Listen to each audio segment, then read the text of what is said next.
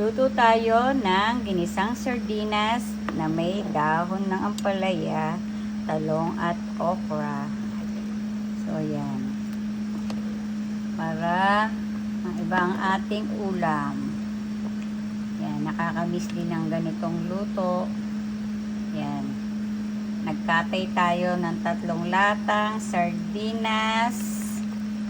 Tsaka, nabili ni Dading dahon ng ampalaya at nilagyan ko ng talong at okra. So, yan. Tapos, nagpirito si Renren ng danggit, pusit, at saka ang boneless dilis. So, yan. Yan ang ating ulam ngayon. Yan. Dahon ng ampalaya. Fresh na fresh ang ating dahon ng ampalaya na may sardinas.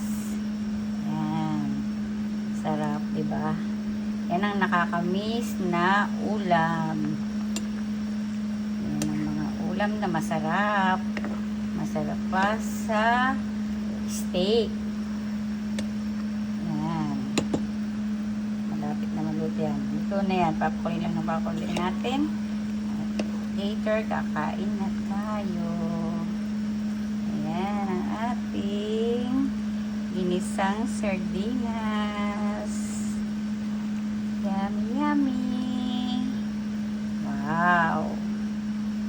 Tingnan nyo, diba? Nilagay ko yung okra.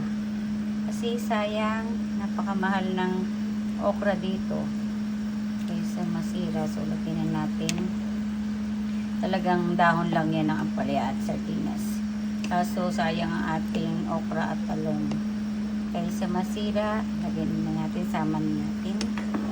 So yan ang ating ulam ngayon. At ito ang ating partner sa ginisang ampalaya.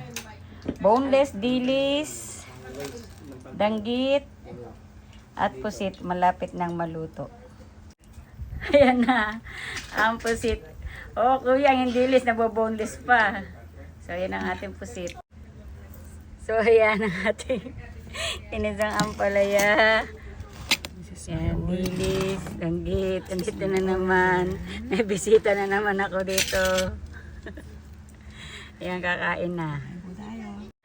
O, yan na, ang ating bisita uli. Hi vlog! Hi Michelle Vlog! Kain po tayo, danggit, at saka inabraw.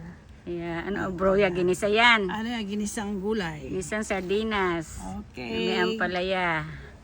So, yan. Kakain na naman ang aking bisita. Oh, Sarap. masarap. Para sa inyo. Okay, bye. Bye guys. Sabi mo. Bye guys!